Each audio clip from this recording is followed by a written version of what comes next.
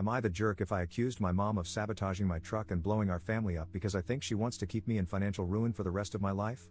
Posted by you/electricalair464. This one's kind of messy. I, 19M, have been saving for a truck for over a year now, using money from part-time jobs. I'm on the waiting list to get into the job field I actually want. I also currently still live at home and have been using my mom's 56F vehicle to get to and from work, as she is recently retired and doesn't go out much. I saved up enough to buy a used pickup that I really wanted and test drove several times to make sure it was in good condition.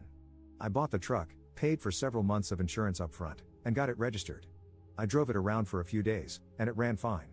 A few days ago, my mom asked to borrow it, saying she needed a pickup to help a friend move some things, and I agreed. All I asked was that she replace the gas. I was respectful and thought that was fair since I've been paying for all the gas and maintenance on her car for the last year as part of the deal for using it. I got the truck back that evening, and it's been giving me problems since. It's been stalling on me and, most of the time, won't even crank. I asked my mom about it, and she got snooty, saying that she had her mechanic friend look at it. He replaced some wires and tuned it up, but she claimed it ran fine when she parked it. That's when red flags went up. Yes, the truck had a few issues, so it probably needed a tune-up, but I changed the oil and spark plugs when I got it. I have the previous owner's maintenance receipts, and, as I said, nothing was so bad that I couldn't drive it for several days before lending it to her.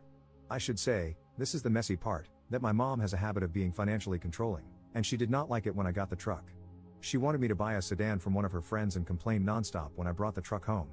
She told me outright that it was a waste of money and that I shouldn't have bought a vehicle from someone I didn't know. Examples of her being financially controlling include how she keeps track of my work hours and, on top of paying her rent that's equal to half of my pay, I also have to buy groceries for both myself and her. She also won't let me access the money my dad left when he died a few years ago and constantly complains whenever I spend money on myself, which isn't often. I've only bought some clothes and a few games for my PC over the last year because I was working so hard to save for a vehicle. Her mechanic friend also isn't a legit mechanic. He's a guy who replaces parts for people and does oil changes out of his garage. I've noticed over the past few years that he can't really diagnose a vehicle, and he won't work on cars unless the person tells him exactly what they want replaced. I personally feel like she took it to him and had him do something to the truck, but I have no proof.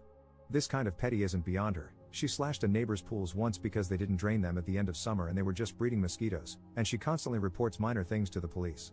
My aunt told me last night that if my mom and I have it out, I can stay with her family, and I'm really considering accusing my mom to her face of sabotaging the truck. If I do, I know she'll kick me out, plus I still have to pay to have the truck taken to a real mechanic. But she's been beaching at me nonstop about what a crappy decision I made and how she told me it was a waste of money. So, would I be the jerk if I told her off and accused her of sabotaging my truck? I'm fairly certain that's what happened, and I'm about to break down under the stress and disappointment. Relevant comments. Commenter. You also need to contact a lawyer regarding the payment from your father's death. You are old enough to stand up for yourself, so why have you allowed this woman to take control of your life, sabotage, and manipulate you? I think you personally need to get the hell out of that house before she screws you up good and proper. Once you get your own place, you can cut all ties with her. Good riddance to her. Ops response. I agree. Respectfully, though, it's kind of hard to do all that when you started broke and someone is working hard to keep you that way. Lawyers around here don't really like to work on contingency, and trust me when I say the price of the truck I just bought barely covered the retainer for the more affordable ones. I've tried. I'm sorry, I'm a mess right now. My aunt just offered me a place to stay yesterday because she honestly had no idea how things were. I'm probably going to start packing and moving out today and have the truck towed to a mechanic. Commenter. Do that and settle down for a bit.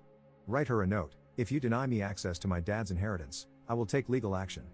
What kind of income does your mother have? If she receives something from the government, she's probably committing fraud if she's so money hungry. That is something you can mention as well. First, get some rest and make a plan. Ops response. She receives a small retirement check from her former employer, and the house is paid off. I don't think she receives any money from the government. Commenter 2. How do you know your dad left you money? And where is it, to the best of your knowledge? Did you ever see it or sign it over to your mom? You may not need to hire an attorney to recover it if you can figure out where it is. Ops response. My dad died of cancer 5 years ago. A few months before he passed, he told me that he had been putting money into a savings account from every paycheck since before I was born and was planning to surprise me with it when I graduated high school. He said there was almost $40,000 in it, and my mom would take care of it until I graduated. She has the account, and I know it still exists because she gets the statements in the mail, and that's the only account my parents had, that I know of, at this particular bank. Update 3 days later. This will be the only update.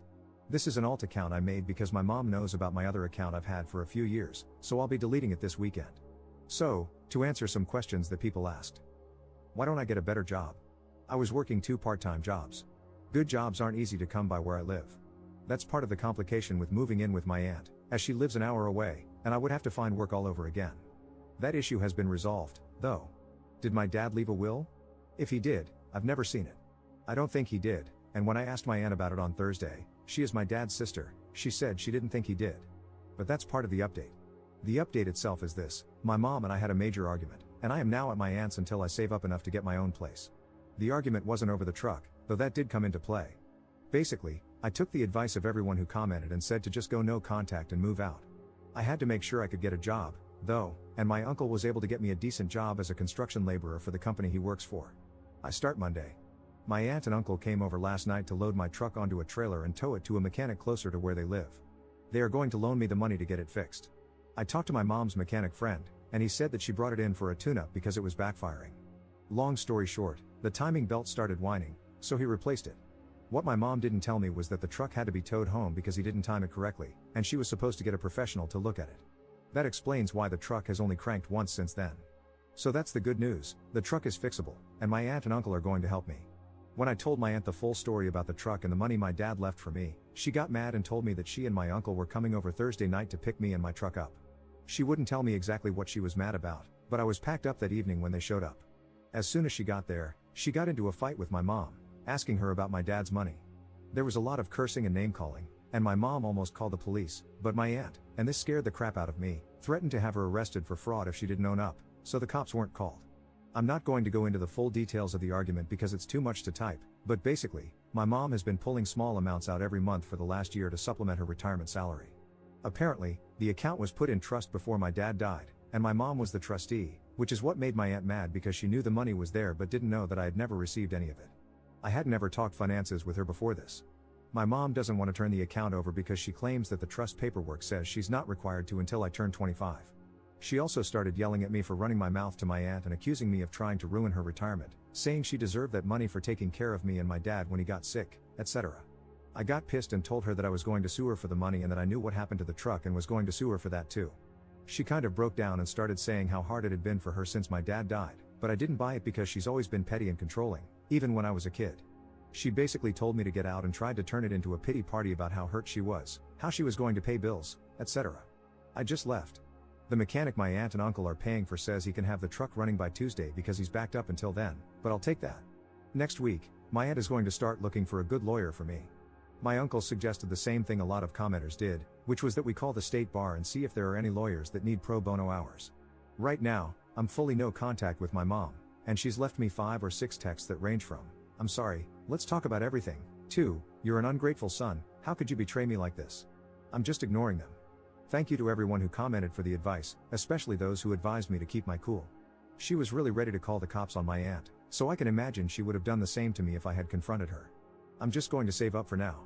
The job I was waiting for is now out of the picture due to how far away I now live, but I'm thinking about trying for trade school or an apprenticeship in one of the trades. Thank you all for the good advice. I really wouldn't have been able to set everything in motion without you all. Relevant comments. Commenter. It is probably against the trust rules for mom to be spending the money. Most trustees are held responsible for any illegal withdrawals and can be charged with a crime and required to pay it all back. And please don't start feeling guilty about going no contact. Just remember, it doesn't have to be forever.